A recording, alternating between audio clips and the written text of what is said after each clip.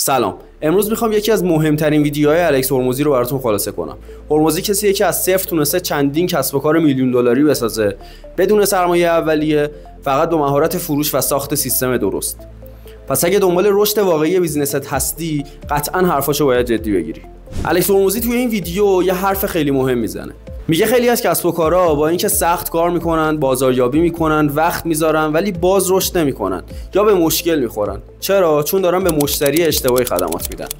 از نظر خودش این یکی از 7 گناه کبیره تو کسب و کاره. حالا چرا مشتری اشتباه میتونه اینقدر دردسرساز باشه؟ چند دلیل اصلی داره.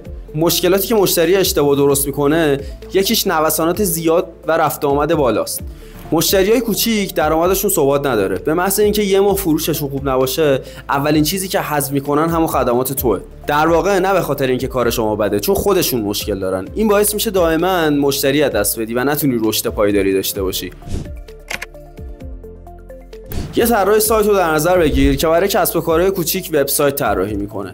این کسب و کارها چون درآمدشون بالا نیست و ثبات ندارن، اگه یه ماه فروششون کم بشه، اولین کاری که میکنن قطع همکاری با توئه. نه چون سایتی که تو طراحی کردی براشون بده، چون پول ندارن ادامه بدن. موقع قرارداد اولیه ازشون بپرس بودجه‌تون برای ادامه همکاری چقدره و سرویسایی رو براشون طراحی کن که بهشون فشار مالی نیاد. مورد بعدی ساختن روی پایه‌های ضعیفه. اگه بخوای یک کسب و کار بزرگ بسازی ولی مشتریات آدمای ناپایدار و ضعیفی باشن، مثل اینه که بخوای غلط رو روی شم بسازی. معلومه که آخرش فرو میریزه. مثلا یه مربی ورزشی آنلاین که با کلی زحمت 20 تا شاگرد گرفته، اما همشون با قیمت پایین. پشتیبانی، چک کردن، رژیم، تمرین وقت زیادی ازش میگیره، ولی درآمدش هم خیلی بالا نیست. آخرش هم خسته میشه و میزنه زیر همه چی. خدماتتو طبقه بندی کن. مثلا فقط 5 نفر رو با پلن VIP بگیر و برای بقیه پکیج آماده ضبط کن. وقتتو صرف چیزایی کن که ارزششو دارن. بعضی وقتا مشتری ارزش کاری که براش انجام میدی رو درک نمیکنه یا پولشو نداره، ولی توقعش خیلی بالاست. این باعث میشه مجبور شی قیمتتو بیاری پایین یا کیفیتتو کم کنی. آخرش هم بازم مشتری ناراضیه. فرض کن یه مشتری میخواد یه برندینگ کامل برای کسب و کارش داشته باشه، ولی حاضر نیست بیشتر از مثلا 100 میلیون تومان هزینه کنه. توقعش هم طراحی لوگو، تعیین استراتژی، طراحی کامل هویت بصری، وبسایت و سایر موارد.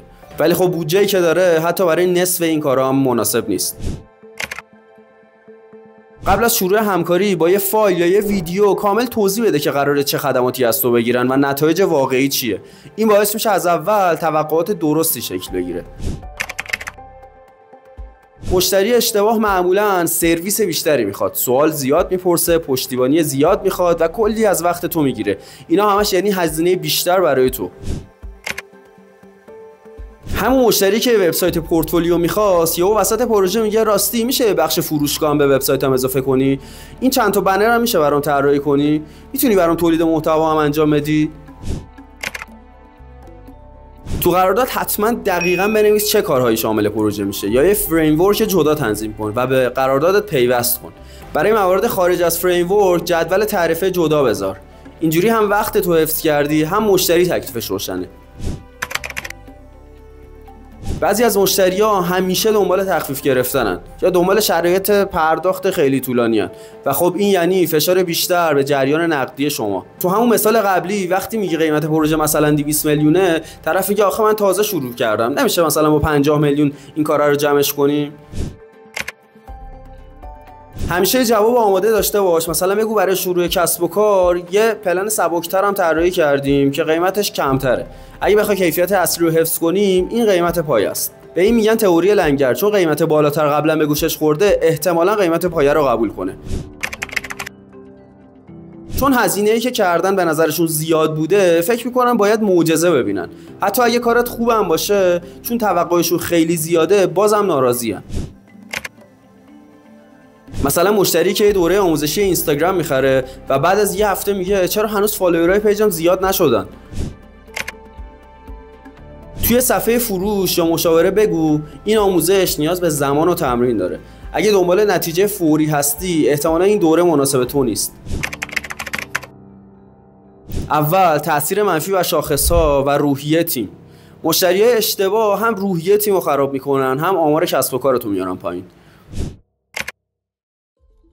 فکر کن تیم پشتیبانی تو قراره روزی 5 بار با مشتری تماس بگیره که اصلا از روند کار سر در نمیاره و هر روز هم ناراضی تره و آخرش هم کل تیمو دلزده میکنه. یه سیستم امتیازدهی برای مشتریات طراحی کن. اگه یه مشتری امتیاز تعاملش پایین بود، مثلا پرداختش دیر بود، پشتیبانیش زیاد بود یا نارضایتی خیلی زیادی داشت، تو آینده خدمات تو بهش محدود کن. هزینه جذب مشتریت زیاد میشه، چون تبلیغات منفی که اینا میکنن خیلی تاثیرگذاره و باعث میشه مشتریای دیگه هم به خدمات تو شک کنن. دوره بازگشت سرمایه طولانی تر میشه، یعنی خرج بیشتری میکنی تا یه مشتری جذب کنی ولی پولی که در میاری کمتره، پس رشدت کند میشه. تأثیر منفی روی تیم: برخورد با مشتریای سختی روحیه تیمو میگیره، تیمو فرسوده میکنه و انگیزه رو تو تیم میکشه. شهرتت خراب میشه. این افراد اگه ناراضی باشن صداشون رو همه جا میبرن، از مشتری راضی بیشتر حرف میزنن.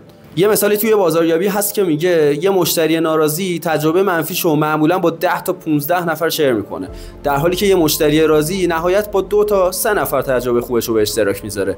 یعنی یه مشتری اشتباه میتونه خیلی بیشتر از چیزی که فکر میکنی به شهرتت ضربه بزنه.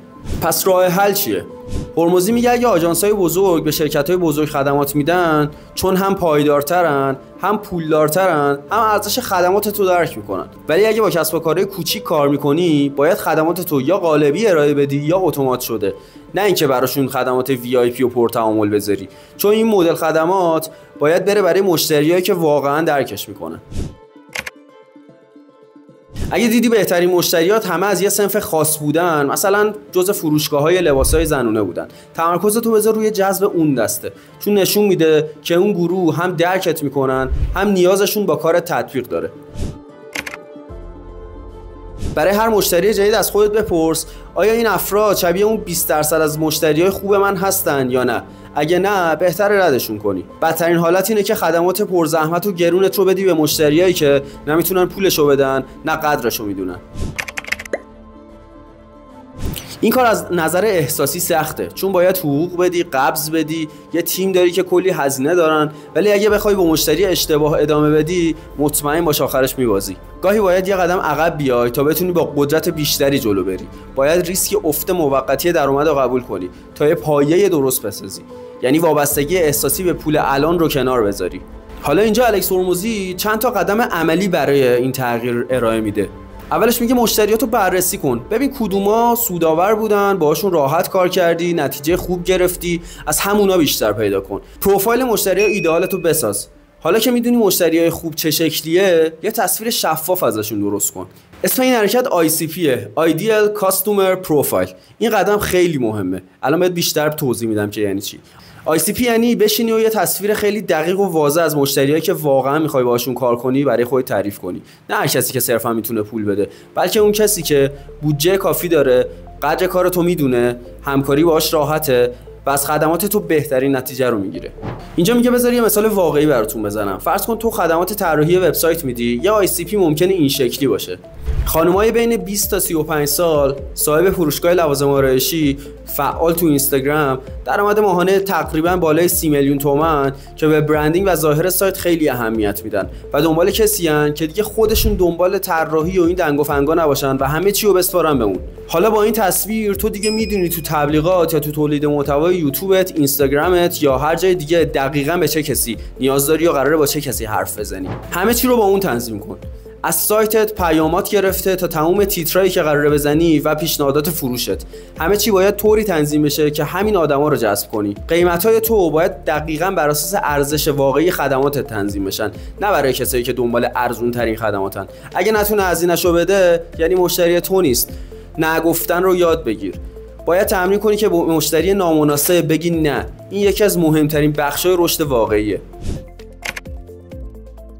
اوایل کار ممکنه فکر کنی هر مشتری بهتر از هیچیه، اما حقیقت اینه که یکی از بزرگترین دلایل زمین خوردن بیزینس‌ها پذیرفتن مشتری اشتباهه. یه متن آماده و مؤدبانه برای رد کردن همکاری داشته باش. مثلا اینطوری که احساس می‌کنم این پروژه با تخصص و ظرفیت فعلی ما همراستا نیست، ولی خوشحال میشم بتونم به کسی دیگه‌ای معرفیتون کنم. به مرور تعداد مشتری‌های اشتباه رو کم کن و تمرکزتو بذار روی مشتری‌های خوب و درست. مثلا میتونی یه سقف بذاری که فقط تعداد کمی از مشتری‌های کوچیکو بپذیری. اگه لازم شد تیمتو کوچیک‌تر کن.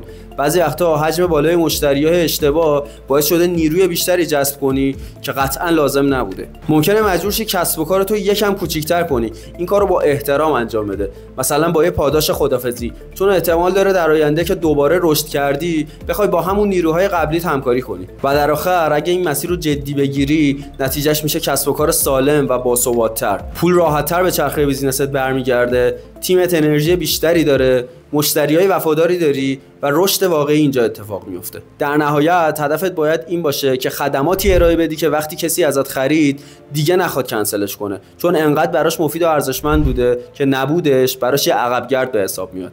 راستی اگه پادکستی مد نظرته که دوست داری برات خلاصش کنم، حتما تو کامنت ها برام بگو.